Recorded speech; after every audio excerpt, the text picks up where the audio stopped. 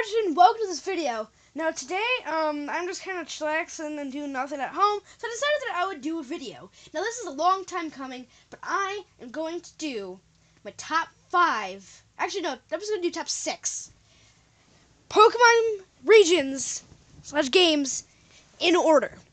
In the background, I'm playing Alpha Sapphire just for the fun of it, but so that's if you hear like clicking and clacking and things like that. But anyway, so let's begin. Now this isn't exactly scripted, so I might need to just there might be a couple like cuts, jump cuts, just when I'm trying to think of each region, because like I said, this is not scripted. So hold on. Okay, so at number 6, I have Johto. Now, I know before I said that I really, really hated Johto, but now I've actually kind of grown a liking to it. Now, while I still don't really love the anime, even though it has the return of Brock and Misty, but it's okay, I guess. Their starters are some of the best. It's probably the one game where I don't really just have one clear where I don't just have one clear win pick for starter.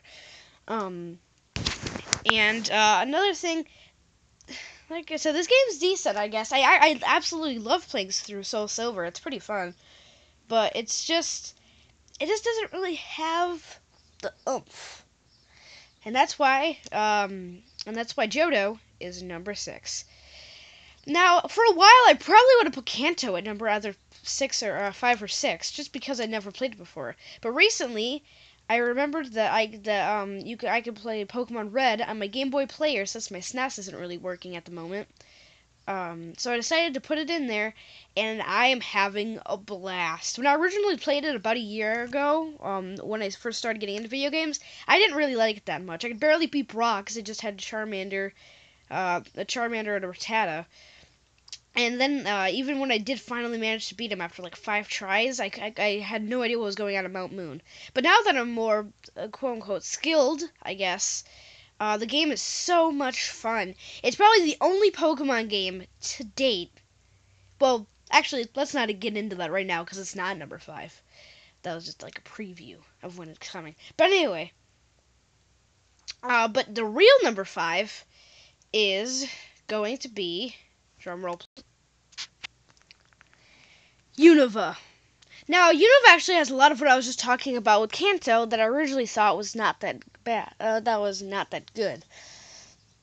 Now, while it is a pretty decent game, the one big flaw that that I'll talk about a little later on about the games that do it well is you have to really grind. And at least in probably only one Pokemon game so far,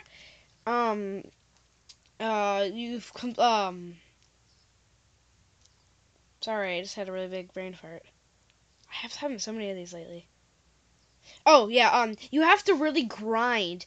You don't just, like, kind of naturally play through the game, and then eventually when you finish playing through the game, like, to the next point of the next gym, then you're decent level. It's kind of where you have to, like, grind for a really long time, which really, really sucks, especially because the way I'm replaying these games is I'm getting 6 Pokemon slightly early on, and then when I get to the Legendary, or in Kanto's case, all 4 Legendaries, then I replace the weakest member of my team. But so it just really sucks, especially with like the weird XP share thing going on in the 4 Gen 6 and remakes, Omega Ruby, Alpha Sapphire. That's also one big thing. I don't know why they count remakes as the generation they came in. They're not the generation they came in. They may have similar things, but like Pokemon Sun and Moon might have similar graphics to Pokemon X and Y, like 3D, I don't know. Anyway, but besides that, Unova's a cool region. It has some of, probably some of the best Pokemon. It's definitely Beth's favorite region, but for me, it didn't really hit the spot, really, for me. Anyway, and that's why Unova is number 5. Now, at number 4, we have the newest region, Kalos. The Kalos region is actually pretty cool. Once again, it was kind of obvious I was going to pick Froakie because Fennekin is pretty boring, and Chespin is just a horrible grass type.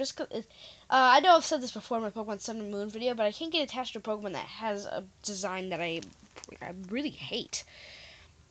Anyway, so Kalos, like I said before, but it has like no new Pokemon.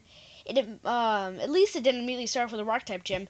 It was way too easy. Besides that, the 3D graphics look stunning, and honestly, don't I mean probably the only thing on the 3DS that has topped it is Omega Ruby and Alpha Sapphire, which barely topped it just a little bit by having more like 3D like not battle moments. I don't really know what to call them. Like the Beautifly scene. But anyway, um, so besides those couple minor things, that's why Kalos is number 4. Now at number 3 is where it really starts getting hard, really hard. But I would say it's Gen 3. Now, while I haven't really played much through Omega Ruby and Alpha Sapphire, the Delta episode looks amazing. I love Torchic as a starter. It has a wide variety of really great Pokemon, and you can get 6 Pokemon immediately. You can get a Ralts, Wurmple, starter, Houndoom, Seedot, Surskit, or Lotad in there somewhere. You know what I mean? Like there's like such variety of Pokemon right off the bat. Tallow you can get almost immediately. It brought back the new and improved XP share, which was also amazing. And while it does make the game a little bit easier, I found that with Omega Ruby Alpha Sapphire it was really easy.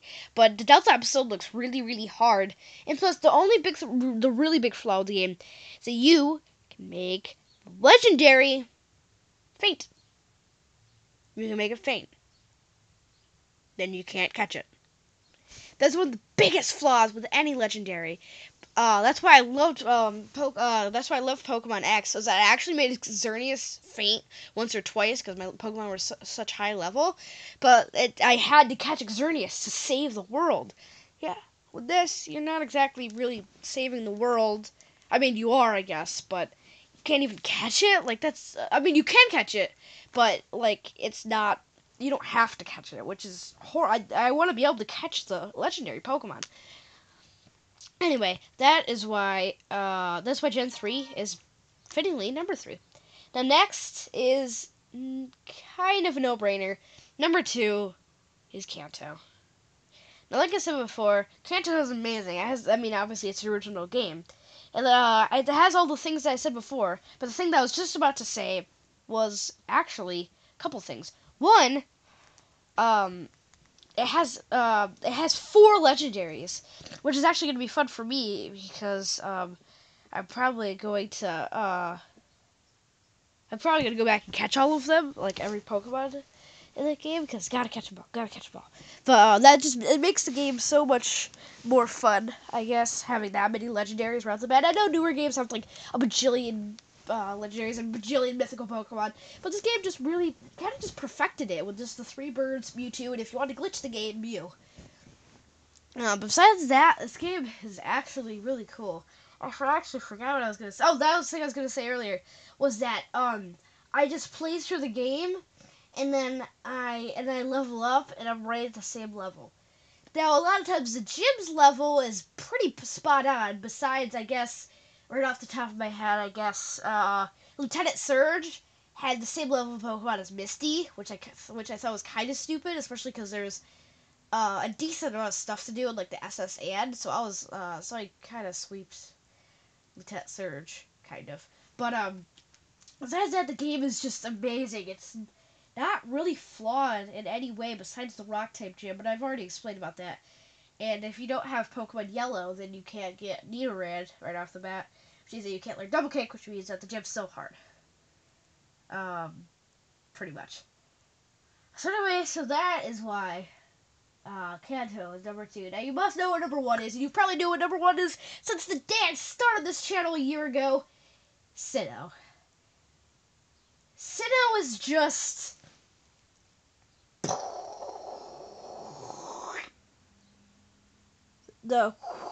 my mind coming together so I can just finish this top 10 real quick, or top 6. It's so good. The variety of Pokemon is amazing. They added so many new baby Pokemon and evolutions. Things such as I think they added Togekiss. They added things like Mime Junior, Bonsley. I think Bonsley in Gen 4. They added things like Cleffa, Happiny, like all those things, and like it immediately gives you a Happiny right off the bat. Too, like a baby Happiny and like an egg. And just everything about it is so cool. All the gyms are. Sorry, I thought I heard knocks on the door. All the gyms are just so awesome. And while it does have a rock type early on, they finally fixed it. Hallelujah, hallelujah. They give you much up. They give you much up. Except it's level 5 and the gym's level 10. So screw you. I don't know, I just broke out in the song. But there's just nothing wrong with this game. The one big complaint that I hear, which I don't know if I've actually already said this before, is that the multiplayer is bad. Online multiplayer. It's the first Pokemon game, and I'm pretty sure even first Nintendo game at all, that has online. It's not going to be perfect. Splatoon doesn't even have perfect online multiplayer and such. Like, it's not going to be perfect. Why can you not understand that? That's like I don't know. That's the only thing that I've really heard. Like, I think I've already talked about this before, so I'm not going to go much more into it. Anyway, that's why Gen 4 is number 1. Also, Dialga is probably the best legendary ever. So, if you think about go check out some of my other videos, go check out some of my other top 10s and things like that. Go check out the top 5-ish things that need to happen in Pokemon Sun and Moon. So, if you think about this video, I'll see you next time. Bye!